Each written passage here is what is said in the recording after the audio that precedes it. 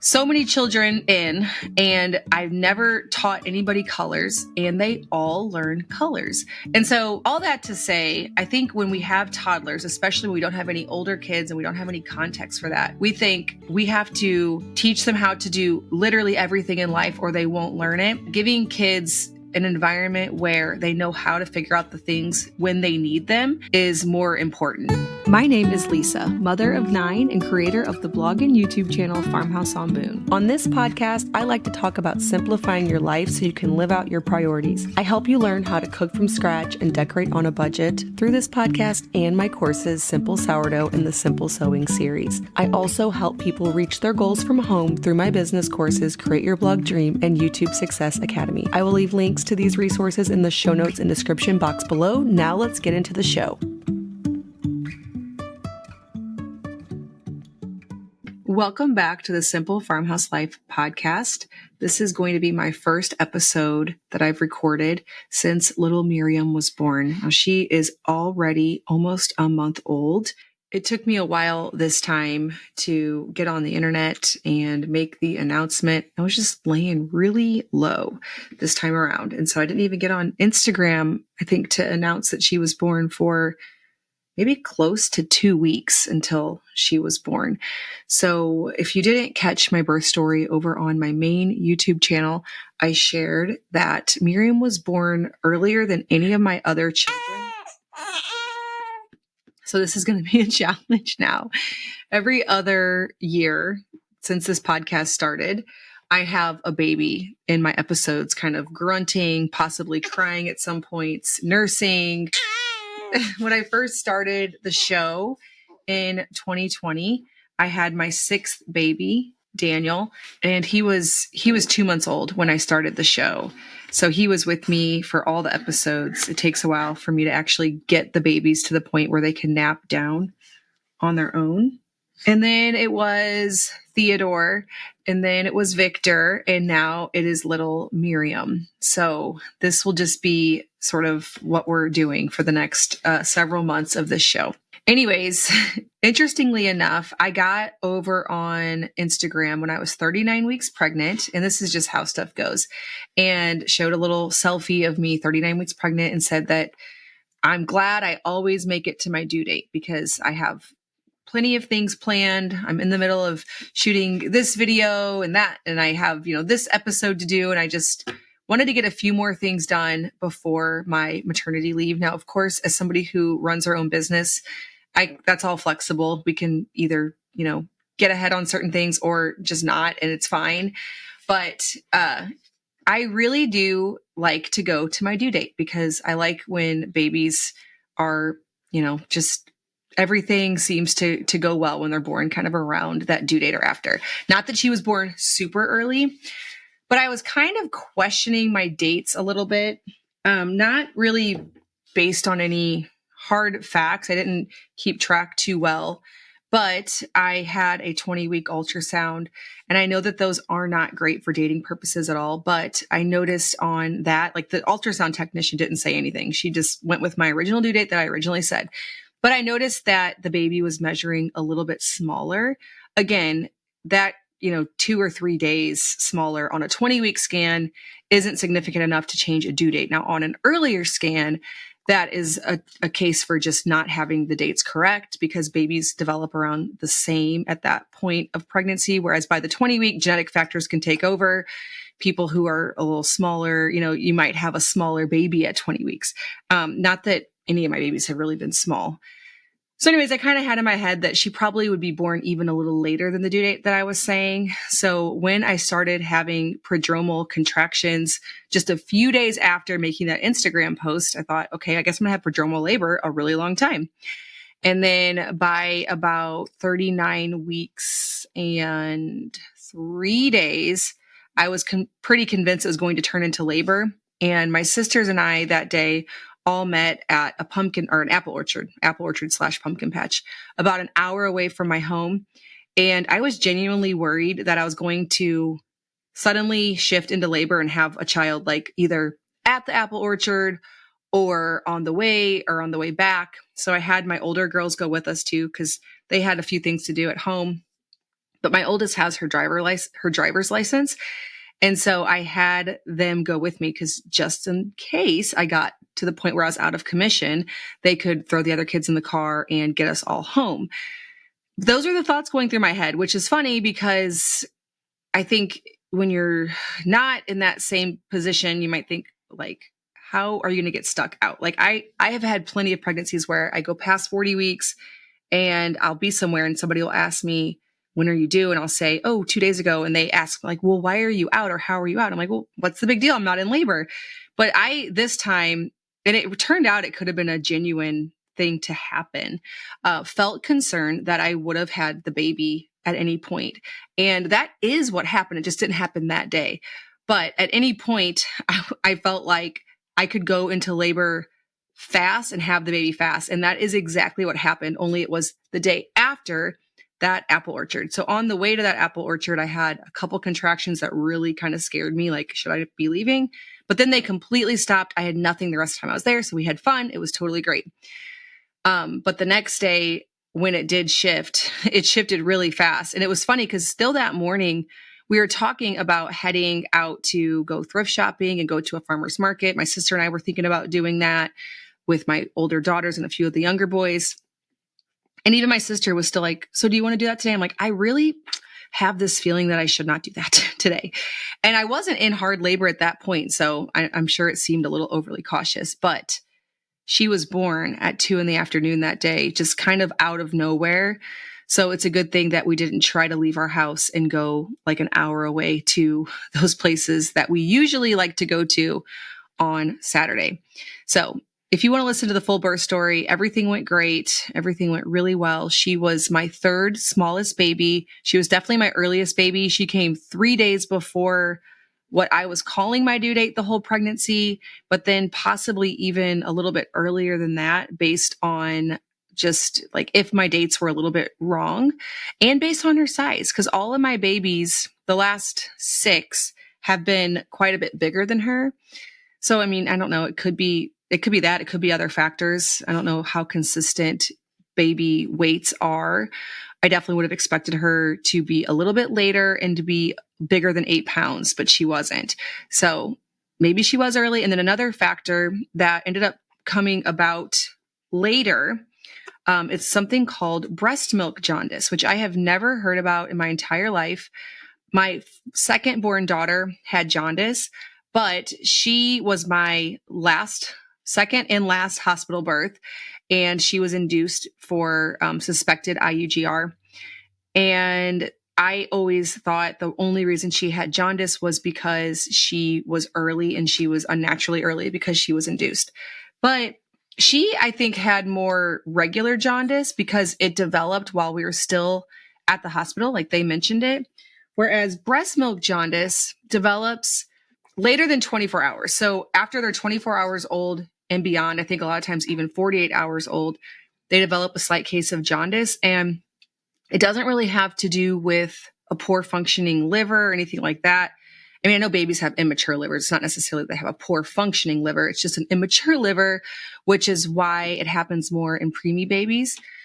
But the breast milk jaundice, from my understanding, is something that comes from the breast milk and it can last a really long time. And I started noticing it, I think around day 3. And I asked my midwife about it and she didn't seem very concerned. But then I started doing the thing modern moms do. And I started Googling jaundice and realized that the consequences for not taking jaundice seriously are not just like, oh, they might be a little sick. It's like lifelong. And so I started getting very concerned. And I kept checking with the midwife, asking her, like, is this still fine? She kept telling me it was fine. I ended up not at all that I should have just taken that opinion, but it's one of those things where I'm like, I want to just get a second opinion just for my peace of mind. I am sure it's fine. So I took her to the pediatrician and they did this just like a little wand that tells the jaundice number really quick. It was like no problem at all. They just stuck it on there and said her number was fantastic. So she still stayed yellow, not like very yellow, but just a slight tint of yellow in her face and in the corners of her eyes for about 3 weeks. So it was it's one of those things where I was Googling it and half the people said, oh, this is no big deal at all. And then half the people said, get to the ER. This could be like brain damage for life. So I ended up getting peace of mind by taking her in and getting her actual numbers. I was convinced it was probably fine just because she was so slightly yellow to the point where you kind of looked at her and you're like, are you yellow? I'm not sure if you're yellow. But sometimes as moms, it's good just to get peace of mind, even if you feel like this is probably something that's going to be fine. And then once you have the diagnosis for it, treating it however you see fit. So, if she had severe numbers, of course, we're going to do the Billy blankets and all of that. But because her number was so low, we just continued doing what we were already doing, which is what the midwife told me to do. And that is lots of sunlight, lots of nursing. Poopy diapers is what gets the jaundice out, and she would never struggle with that at all. So I knew she was good. She was growing like crazy. She's already at 3 weeks. She was already a pound over her birth weight. So all good, but that sort of made me think maybe she was a little bit early too, because the only other time I dealt with jaundice was with a baby that was a couple weeks early. Another thing that my midwife and I reason we think she might be a little earlier is because she came out with more vernix than I have ever seen in my life. So a lot of my babies come out with very little of it. She was just so covered. And then her nails weren't very long. So all of those clues made me think maybe she was more like 39 weeks, which, I'm saying she's 39 and 4 or 39, not significant difference, but for sure my earliest baby and probably my easiest birth. I'm going to say might be tied with Victor, but probably even easier than Victor. So such a blessing there. Just such an easy delivery. Her size was great. Her health was fantastic. The midwife didn't make it, but she cried so quickly that we weren't concerned at all. She pinked up just so fast. So her scores were all like, she passed with flying colors. So grateful that at nearly 40, just such a easy, healthy pregnancy, birth, great baby. Everything seems to be going really well there. So I'm very thankful. All right. I'm going to jump into some of your questions.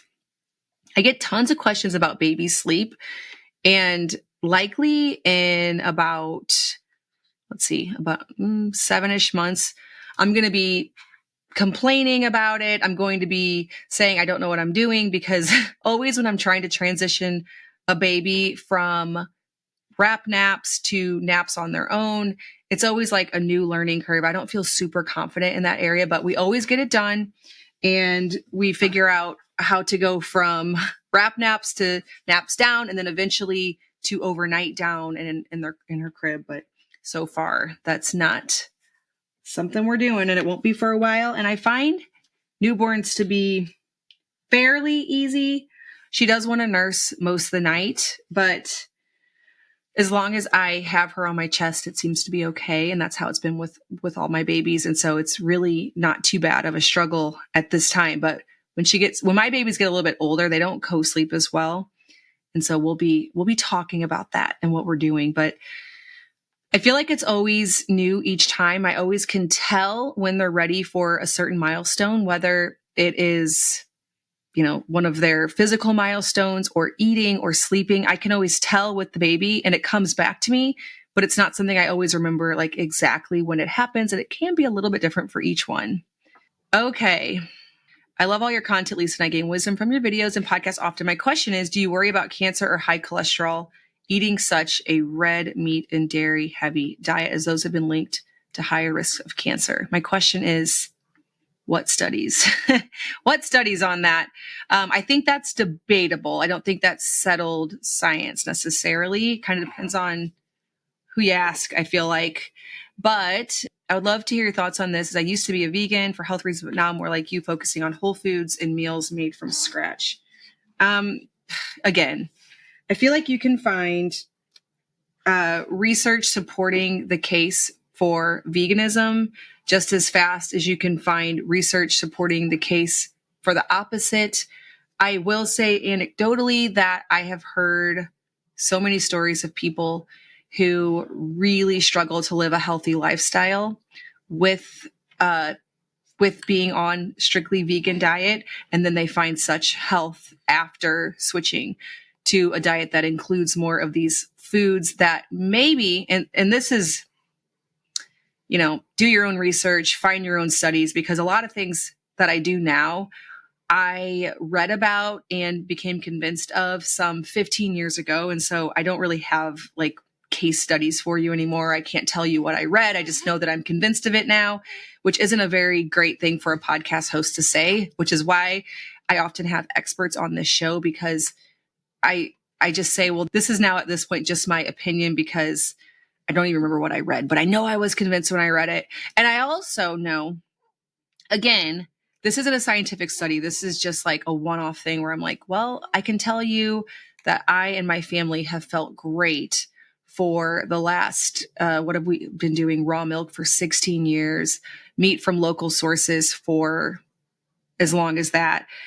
And I think a lot of the studies possibly that are done, they're not usually done on raw milk or on grass-fed, locally raised beef and pork. They're done on the more conventional things, which maybe those do actually lead to poor outcomes. And if that's the only thing you can get, avoiding them would be possibly better, which I kind of doubt that as well. But I think sourcing is really important.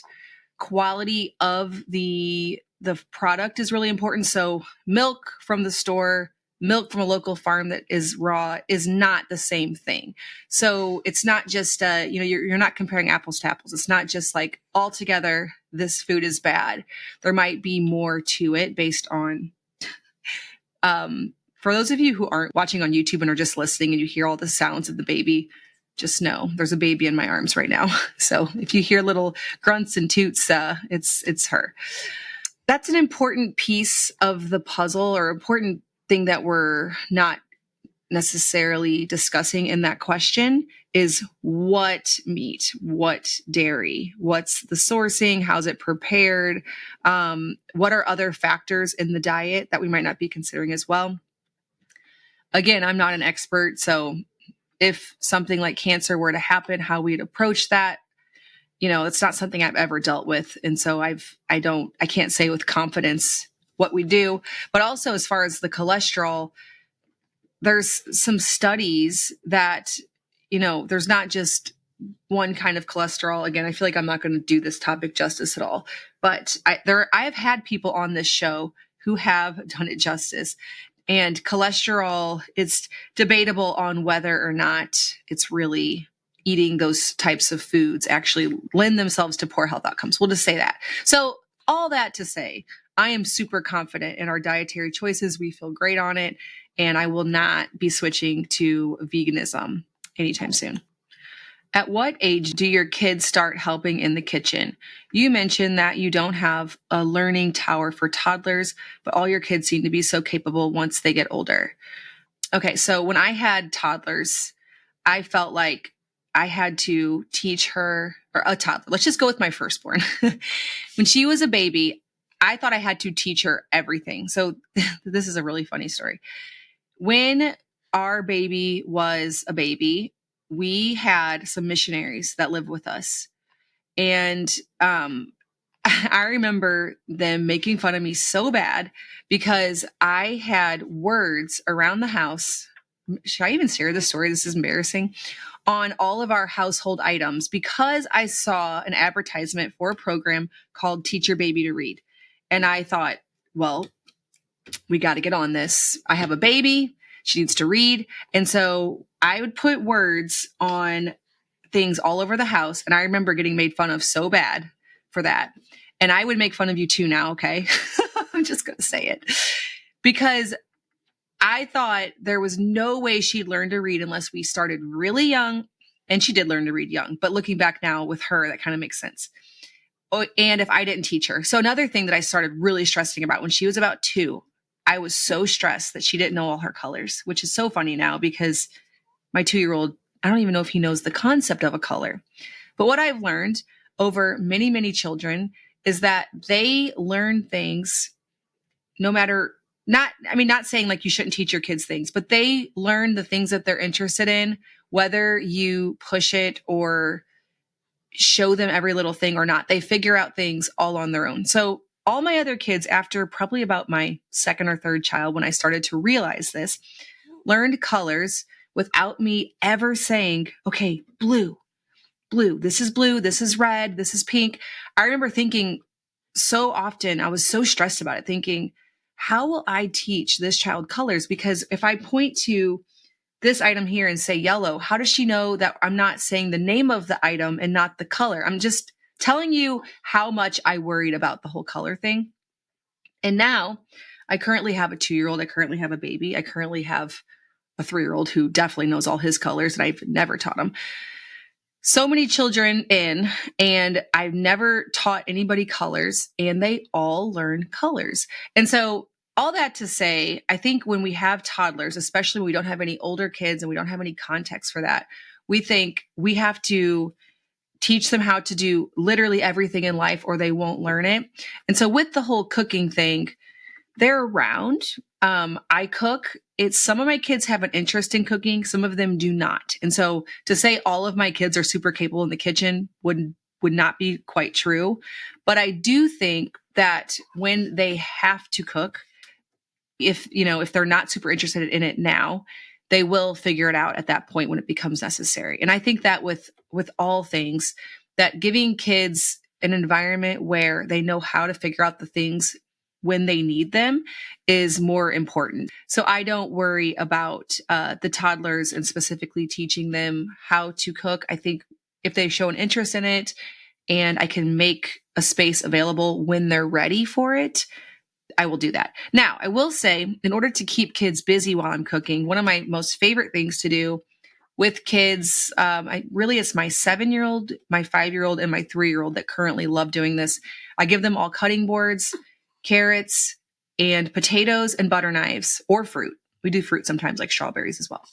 And put them over at a table that's kind of out of the way. In our kitchen, we have like a breakfast table out of the way of where I'm working. And they just sit over there and cut stuff up. And the other day I made a stew just with all the little vegetables, and they weren't cut right. Some were big, some were too tiny, but that's something that keeps them very busy. So they're exposed to it. And I will say that they're around me. And then when they become a certain age, giving them the freedom in the kitchen and not worrying too much about the mess and all of that is important. But that time will come and you don't have to worry about it when they're a toddler. You can, it's fun and it's neat to have them there with you. And especially if you only have a toddler, you can't be watching them and have them, in the kitchen. They can't be running all around the house. And so you have to have some way to keep them busy in the kitchen, and having them up on a toddler tower is a great way to do that. My younger sister has one baby right now, one toddler, and she has the tower, and that keeps her daughter around her when she's cooking. So it's not a bad thing. I'm just always trying to encourage moms, because I wish somebody had told me that I was stressing out about too many things and kind of making it not fun. And I was taking a time of life where I look back now and think, oh, that should have honestly been easy. And I made it hard by worrying about so many things. And maybe you're not even worried about it. I might have read way too far into that question. Like, man, I wasn't that worried about it. Wow. I just tell this to my younger sister all the time because she says certain things and I'm like, oh, that's not something you have to worry about. That's going to be okay. That'll come later. And it takes context to kind of realize that. Okay. Hi, Lisa. I'm curious of your experiences with mold after living in so many old houses and if you have had to do any remediation. If so, what did it look like for you? We live in a 1923 farmhouse in Tennessee and are dealing with some mold issues. Also, are you doing anything in your new build to make it more resistant to mold? I can tell you that mold is something you hear about a lot more today. That's not something I worried about at all at my first house. But then we did have an issue in our second house. Now, we didn't have any symptoms. So I know a lot of times people will have symptoms. We didn't. We just had, my cousin was over. I forget why I had him up there in the attic, but he's a home inspector. He saw our attic and he's like, you've got to do something about this because it wasn't properly ventilated. Of course, when we sold, we disclosed all of that, but we had it remediated. This was very early on when we bought our house. So we lived, there 5 years after it was remediated, never had an issue again because we put in the proper ventilation and we had it remediated. So it really wasn't an issue because it was isolated to the attic. So it was easy. I mean, it wasn't cheap by any stretch to have a mold company come in, fix it, and then put in the proper ventilation in the attic. It wasn't a cheap process, but it was taken care of properly. We never experienced any more issues. I have had so many comments in our new build process from DMs, from YouTube commenters who are telling me all the things about, like, they're very, very, very concerned about mold. And so I've done some research and realized that mold is something that can happen in a new build pretty easily too, which I wouldn't have thought. Partially, I want to bury my head in the sand and just not worry about it because I get so many DMs and comments from people who are well-meaning, but I get so many that I'm like, another thing to worry about now.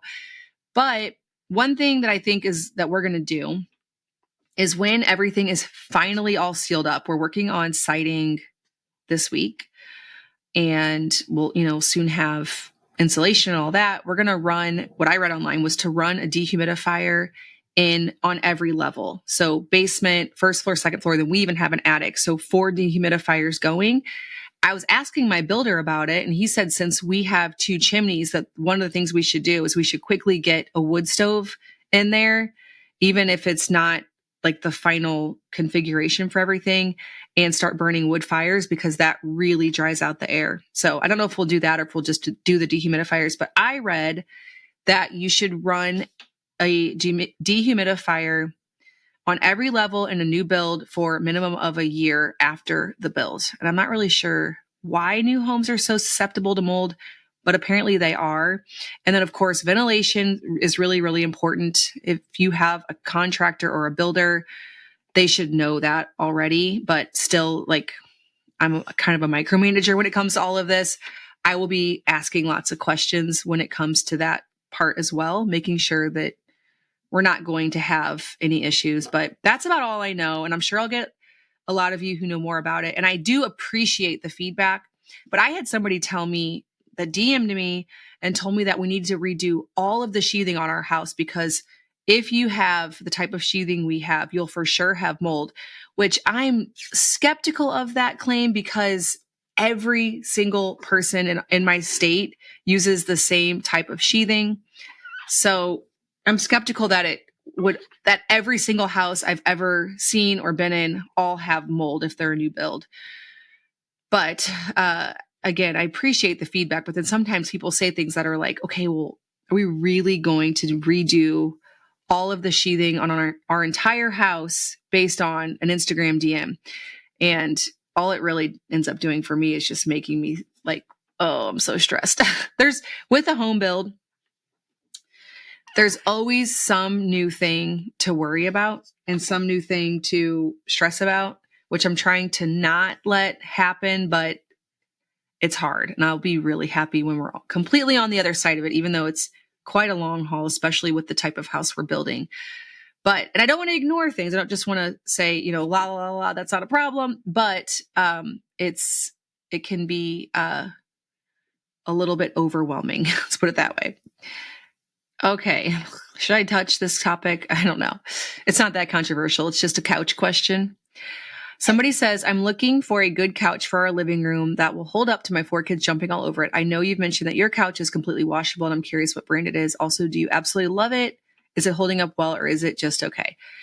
So I do not like calling out brands specifically. I do not. So if you know the modular sofa that's been floating around the internet. Okay, actually, let me say this.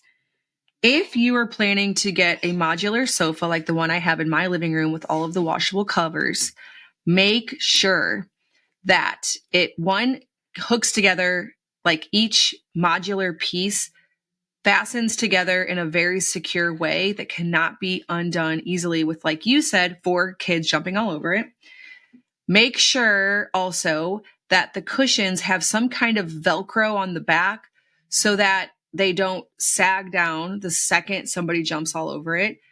and make sure that the bottom cushions have that as well. So if they don't have all of those things, it is the worst couch you've ever had. You'll regret spending a dime on it, because every time you go in your living room, it will look terrible. If you freshly pull down all of this is another thing, the covers. Okay, so make sure that the covers stay securely over the frame. So if it's an ugly frame, but it has a nice cover over it, great. But if a kid jumps on it and that cover pulls up and you see the ugly frame underneath, pretty much 9 times out of 10 on every single piece, then I would walk away from that sofa.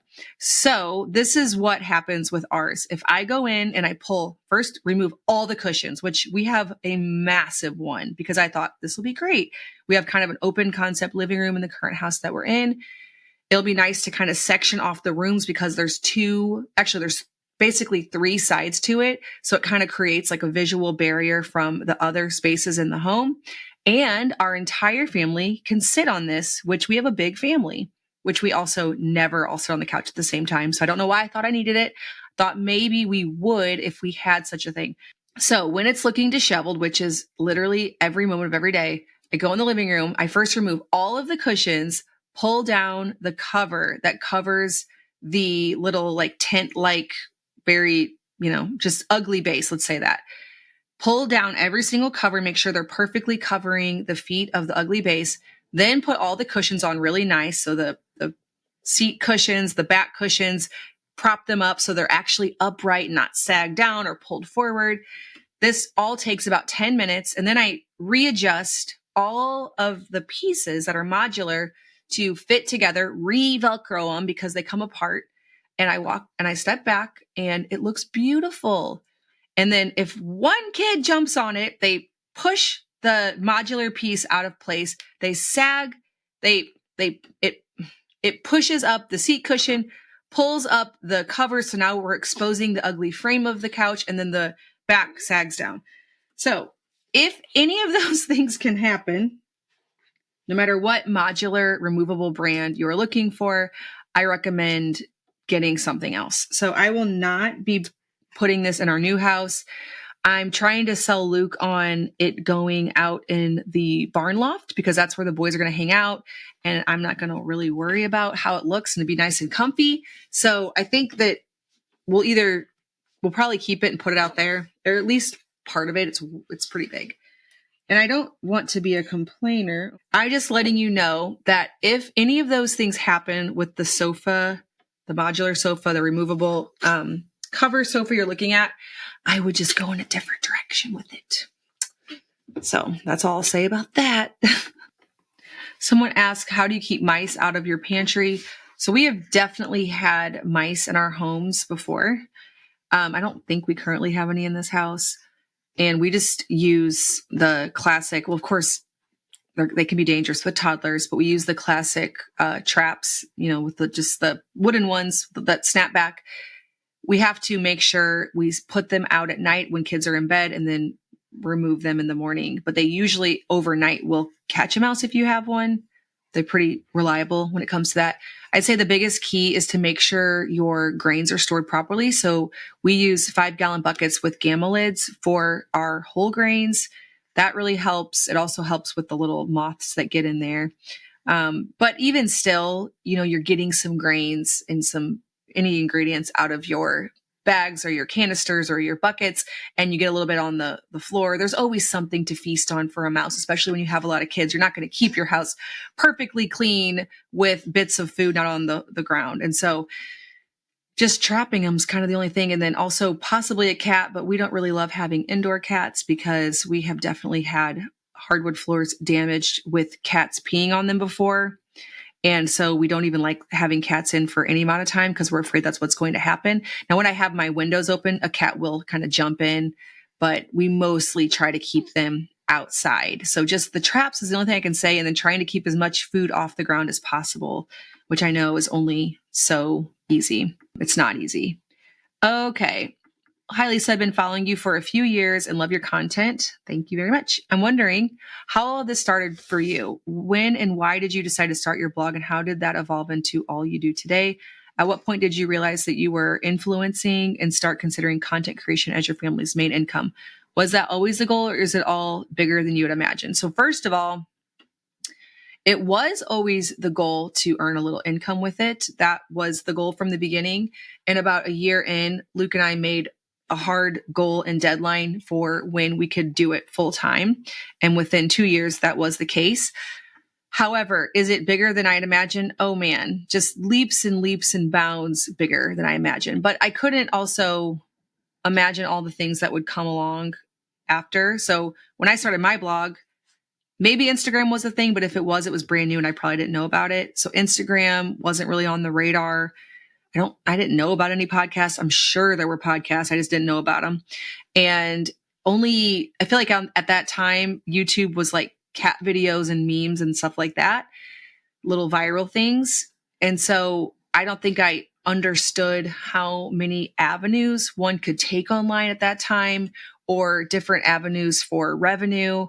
So it's way bigger than I thought. Just can't even believe how many people it reaches at this point. It started with a blog. I had an Etsy shop at that time where I sold little handmade things that I made. Things sold pretty well. And I thought, if I have a blog, then I will get traffic to the blog, and then people will find out about my Etsy shop because I'll link it on there. So I was thinking, this will be a good way to like promote a business.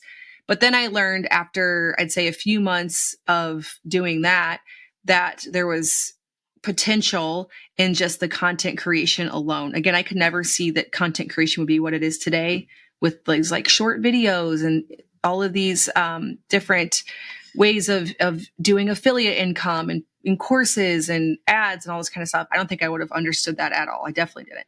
I didn't really know how it would actually happen. But it's just been kind of one foot in front of the other. Started with the blog. I did a Facebook account, which I still have today, a Farmhouse on Boom Facebook account. I moved on to Instagram shortly after. And then the year after that, I did YouTube. I started the podcast a few years after that. So I've been at this for, almost exactly 10 years ago now. So it's been a while. My son that was a baby when I started it is now 10. So it's just been a little bit of effort every single day for the past 10 years is what it's been. Did you go to college? If so, what did you study? So I did go to college. I graduated in 2007 and I did business marketing. But it's funny because now that degree was so outdated, because in 2007, I mean, I'm sure there were blogs, but it wasn't a big thing. There was I think I'd heard about Facebook around 2007, but the world of marketing is just a completely different world at this point. So I don't know. I don't really feel like it necessarily helped me. I think I already had a mindset towards entrepreneurship, and I went to college because it was the next step, and I picked business because it was the most generic because I had no idea what I wanted to do. I ended up getting married within just months of graduating. So I never actually went and got an official job with like a corporation. I got married in 2007, had my daughter in 2008. So I never even ended up going to work at all. Guilty pleasure food. So I hesitate to tell you this because I told my sister, and since we live in the same town where there's only one grocery store, I told her about a food that was so delicious that she needed to try it. Well, she did. And then she got all of the rest of them. And for like 2 or 3 days, I couldn't go get it because I told somebody that lives in my own town. So what I'm saying is, if you want to make sure that they have this at your local grocery store, don't tell somebody who lives close to you unless there's another place to get it within a reasonable driving distance. So all that to say, Haagen-Dazs peanut butter. It comes in a little half pint, or what's the measurement? Pint. No, I think that's half pint. It comes in the small containers, like sort of like the Ben and Jerry's. Haagen-Dazs peanut butter It is the best ice cream. I really was selling my sister on. I was like, you have to try this. It's the best ice cream known to man. And I really oversold it. But the next time I saw her, she was like, I tried the ice cream. And she completely agreed. So if you like peanut butter and chocolate, I would say that I don't even know if it's too guilty pleasure because it's actually pretty clean ingredients, Haagen-Dazs is. However, it would be better if we made our own ice cream from raw milk, which we do, but it's just not that good. I mean, it's good, but it's just not that good. Okay. At what age are you able to leave your baby to go on vacation? My husband and I are tentatively planning a trip next spring. My baby will be 14 months old, but I'm not sure she will be able to nap and sleep without me. Okay, hold on. How far away is this? Okay, next spring. So right now your baby's probably only like 8 months. So, okay, you say currently she nurses to sleep, co-sleeps, and nurses throughout the night. I can tell you only from my experience, because there is going to be so many moms in the audience who are like, oh, no, like 14 months wouldn't have worked for me. I can tell you that I'm exactly where you are at 8 months, sleeping with me all night, contact napping in the wrap, nursing to sleep, co-sleeping, all that kind of stuff. But by 14 months, all of that has changed. Now, I'm not sure I'd go on a long trip because I think I'd be a little afraid that I would lose my milk supply or the baby would forget to nurse, even though any experience I have with that is babies don't really forget to nurse. But I think it's slightly a risk at that age. And if so, only if you're comfortable with that possibly happening. So I would still be nervous for more than like 2 or 3 days at 14 months. But I can tell you that I have officially, they do sleep through the night around that age and they nap. And it's everything about that whole situation. Those 6 months make such a massive difference, at least for me and my children. So for me, 14 months, I'd be comfortable planning maybe like a 3-night trip or 2 or 3-night trip. If I could get someone to watch all the kids, I would be comfortable with that. All right, I will take one more. This will be a converting recipes to sourdough question. Hi, Lisa, maybe you've answered this before, but can you talk about how to convert your favorite recipe into a sourdough recipe? We have so many family favorite bread, cookie, and cake recipes. I want to keep making them, but with the benefits of sourdough, knowing that, of course, they'll taste somewhat different. My family will rebel if they never get their favorites anymore, but I'm not sure how to convert them to use sourdough starter. So this is super simple, and I do have a tutorial on my blog and in my book. But at that time I was doing where I was removing. So to make it precise, you can remove the same amount of liquid and flour from the recipe as you're adding in for the sourdough starter. But to make it not that precise, but also perfectly delicious, you can just add in a little bit of sourdough starter. And with it being equal parts-ish flour and water, it works just fine. So for an example, with a bread recipe, I would, in place of the yeast, probably add about a half cup of sourdough starter and then allow for longer rise times during the first rise and the second rise after shaping. For a cookie recipe, I would, after creaming the butter and sugar and adding the eggs and vanilla, adding in the sourdough starter, then adding in all the dry ingredients, and then putting it in the refrigerator for about 3 days to cold ferment. So scones and cookies, I would do it that way. For cake, I would take all of the flour from a recipe, add the liquids and the sourdough starter, and let just that portion sit on the counter and ferment. And then the next day, add in the leaveners and the eggs or anything else like that. Now, you could add all of the ingredients together, but I find that the leaveners are a bit more active when you add them at the end. And then with cookies, the reason that I'm not doing it that way is because we want to keep the butter cold. So that's kind of my typical rule of thumb. So something like muffins, cakes would just be starter, liquid, and flour, letting that sit out, then adding in the rest of the ingredients.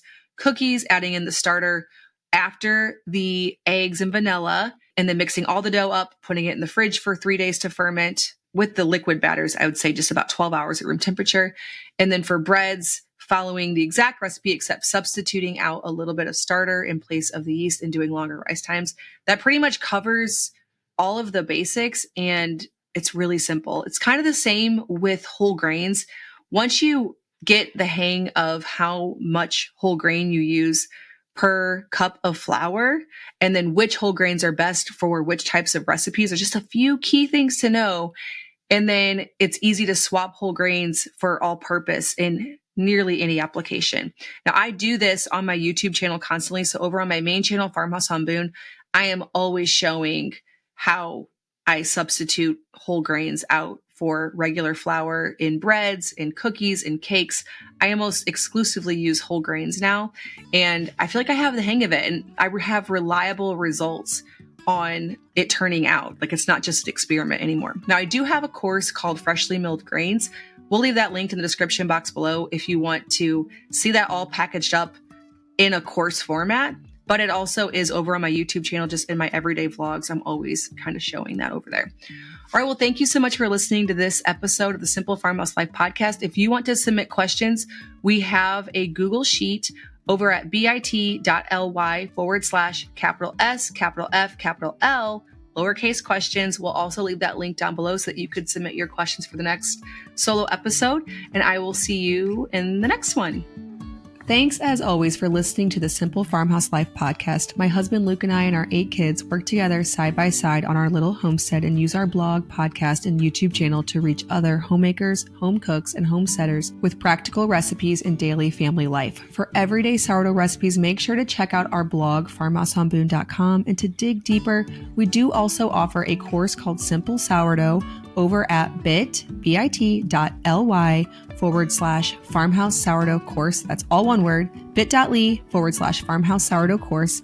If you're looking to learn how we earn an income online, check out my YouTube course at bit.ly/farmhouse YouTube course, all one word.